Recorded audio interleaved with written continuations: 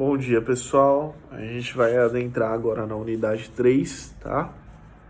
A unidade 3 que fala a respeito de nazismo, de fascismo, do início da Segunda Guerra Mundial e também a respeito da questão da crise de 29 nos Estados Unidos, tá?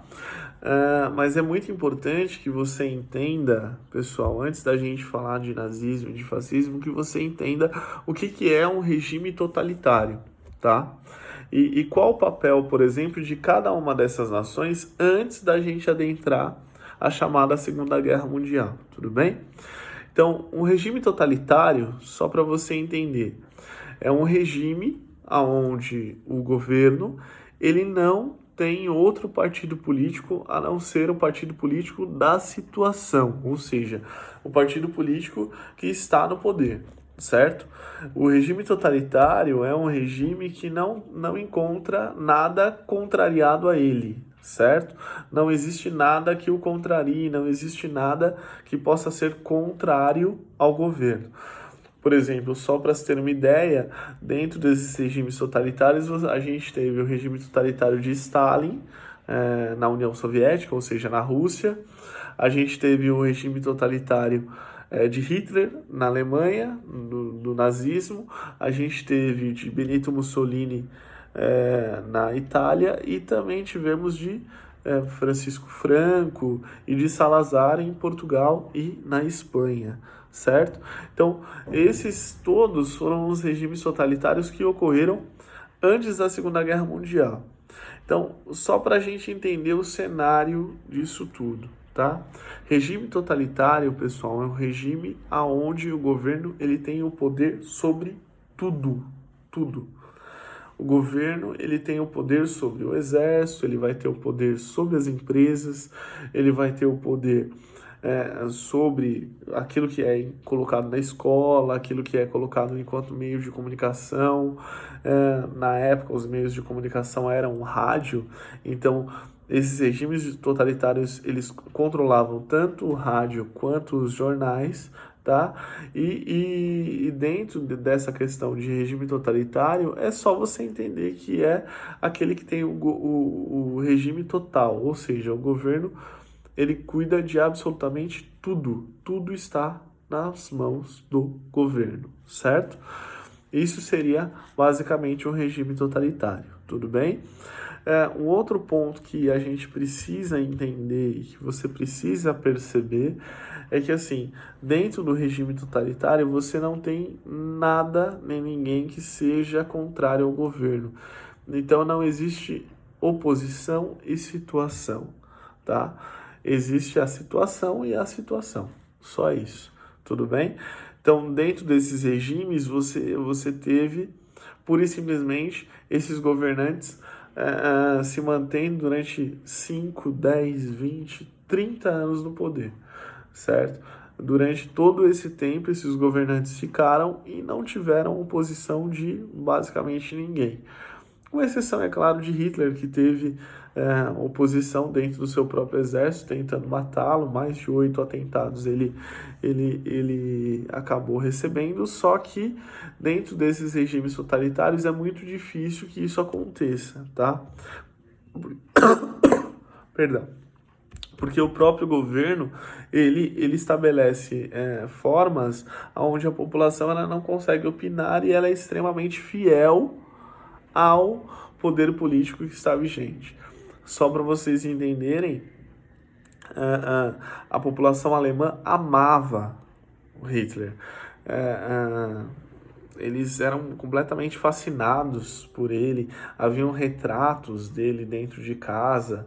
Até os dias de hoje, algumas pessoas ainda têm tatuado suástica, né? Aquela suástica nazista. Até os dias de hoje tem gente que veneram a ideia de Hitler. Então, assim, é muito importante que você entenda que o regime totalitário ele é governado com o apoio total da população. É quase um regime populista mais autoritário e ditatorial, certo? Só para a gente exemplificar o que foi, por exemplo, Getúlio Vargas aqui no Brasil. Getúlio Vargas ele teve essa questão onde basicamente todo mundo amava a ideia de Vargas, amava aquilo que Getúlio Vargas fazia, e o seu regime populista, e não era totalitário, mas durante um certo tempo até acabou sendo, né? Então é importante que você entenda isso. Com relação à crise de 29, que a gente vai entrar, qual era o papel dos Estados Unidos durante esse período? Pessoal, saindo da Primeira Guerra Mundial, os Estados Unidos, eles se tornam praticamente se não a maior potência, mas uma das maiores potências mundiais da época.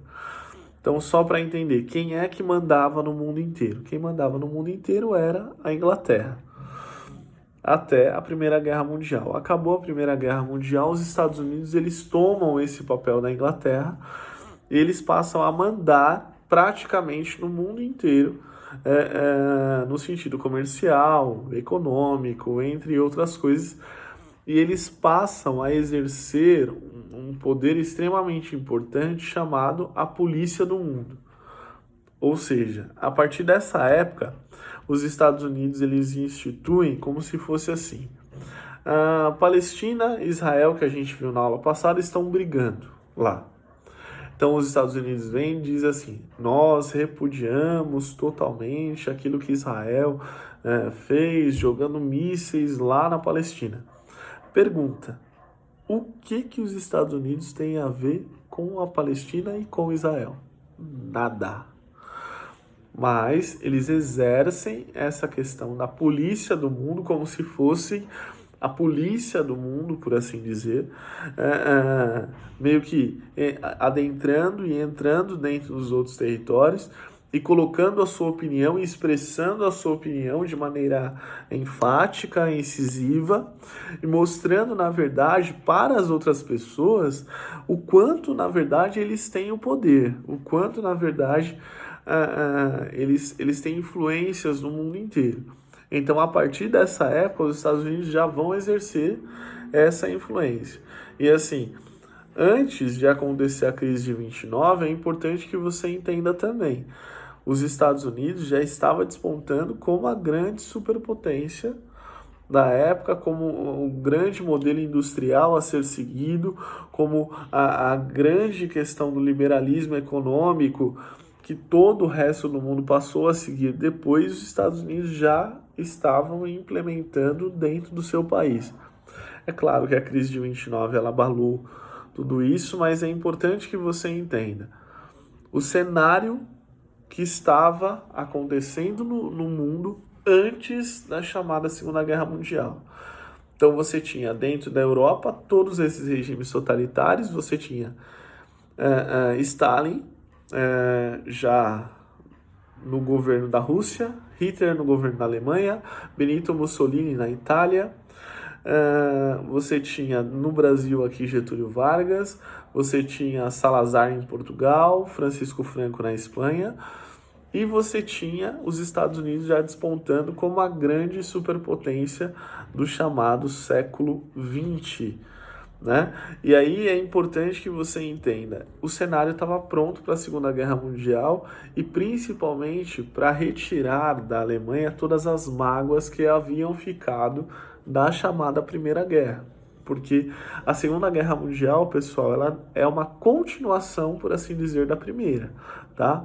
Porque foi uma coisa muito mal resolvida que ocorreu com a Alemanha e com os países que se consideraram vencedores, e a Alemanha foi colocada como a grande perdedora de tudo isso. Isso criou uma mágoa extremamente forte dentro do cenário alemão, dentro do ser alemão, por assim dizer, e essa mágoa e esse orgulho que foi se formando é o que causou lá na frente a chamada Segunda Guerra Mundial. Então é muito importante que você entenda isso. Uma é uma consequência, por assim dizer, da outra, tudo bem? Então espero ter esclarecido o que é regime totalitário e qual o cenário antes da Segunda Guerra Mundial, para a gente adentrar na próxima aula a respeito da questão da Segunda Guerra Mundial, tudo bem? Obrigado, até a próxima.